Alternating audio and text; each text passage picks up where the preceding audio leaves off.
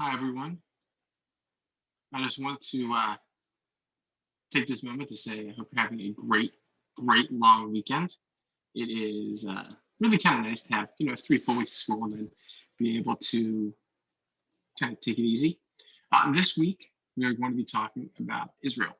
I know we spent the last 2 weeks talking about Judaism, and I feel like before we move into Christianity, it might be good to take this relatively short week to pause and reflect and think about this country that everyone keeps fighting over. So this is the coastline, the Mediterranean coast. This background in this picture is Tel Aviv Beach. If you continue going kind of to the right of the screen, following along the beach to the right, you get to Jaffa. You'd be walking south. If you went north, you'd be eventually getting to Caesarea and eventually Haifa. Let's kind of start a little bit further back. So as you see here, this is of course the old city of Jerusalem. You see in the bottom right of this picture, the western wall, called the Kota Hamaravi in Hebrew. In the back, you see the Dome of the Rock, and the sort of the proximity of the two really underscores why Jerusalem is always such a flashpoint. And we'll talk about this in a second, there's sites of fairly significant religious importance of multiple religions really close to one another. And that's kind of a recipe for some issues happening. As you know, Israel, the modern country of Israel, is one of the most hotly contested places on earth. It's certainly an ancient ancient part of the world. Jerusalem and Jericho and Hebron are some of the oldest cities. Jaffa, some of the oldest cities in the world. They have been, inhabited for many years. It's of course there's holy sites in Israel for Judaism. I mean, the Western Wall of Jerusalem. For Islam, that's the Dome of the Rock and Al-Aqsa. And Christianity, of course, Jesus of Nazareth. Nazareth is a city in Israel.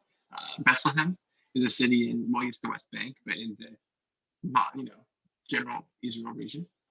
The word Israel, just so you know, comes from the Bible when Jacob, who is Isaac's son and Abraham's grandson, wrestled with an angel. He was given the name Israel, which I seem to have misspelled here in Hebrew, so I apologize if you read Hebrew.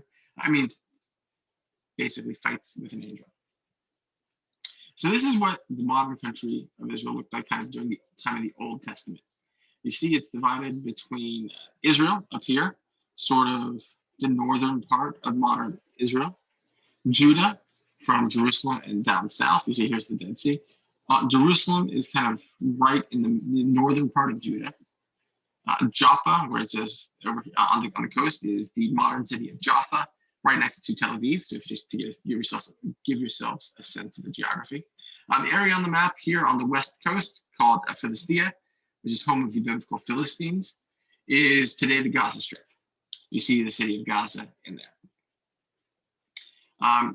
Moving forward a little bit, you see that this is what it looked like during the time of Jesus. Divided a little bit differently.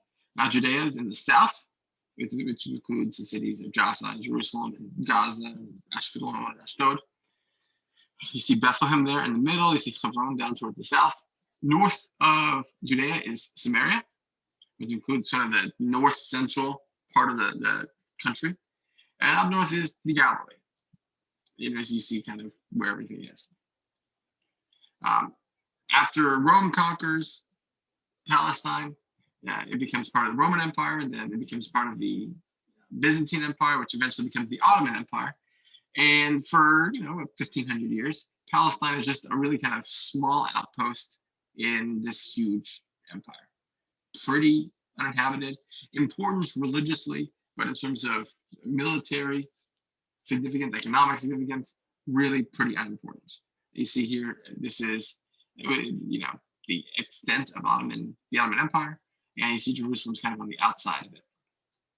Not quite as far as Mecca and Medina, but still pretty far on the outside.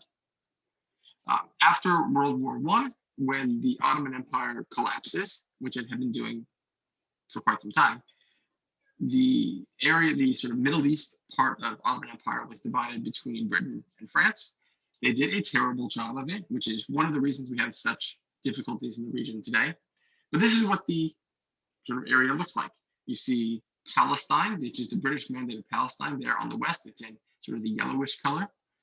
And in the east, you see the mandate of Transjordan, which includes modern Jordan and part of modern kind of Syria. That's what this area looked like between World War I and just after World War II. After World War II, the Jewish part of Palestine, which we now will call Israel, begins to see the opportunity for independence, begins to demand independence, begins to agitate for independence. And this becomes problematic for the British, who had lost such tremendous amounts of soldiers, and it cost a lot of money for World War II. The United Nations, brand new, comes up with this plan that divides Palestine into a Jewish section and an Arab section. The Jewish delegation agrees, the Arab delegation says no. Perhaps a short-sighted decision there. And in May 1948, the British leave and there's a war. As we can probably guess, the Jewish army, the state of Israel, which was declared on May 14, 1948, wins. And this is basically what the country looks like after that war of independence. You see the green section is Israel.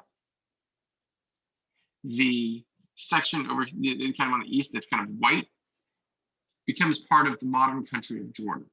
So Jordan has what we call the West Bank, so from East Jerusalem all the way over to its current borders.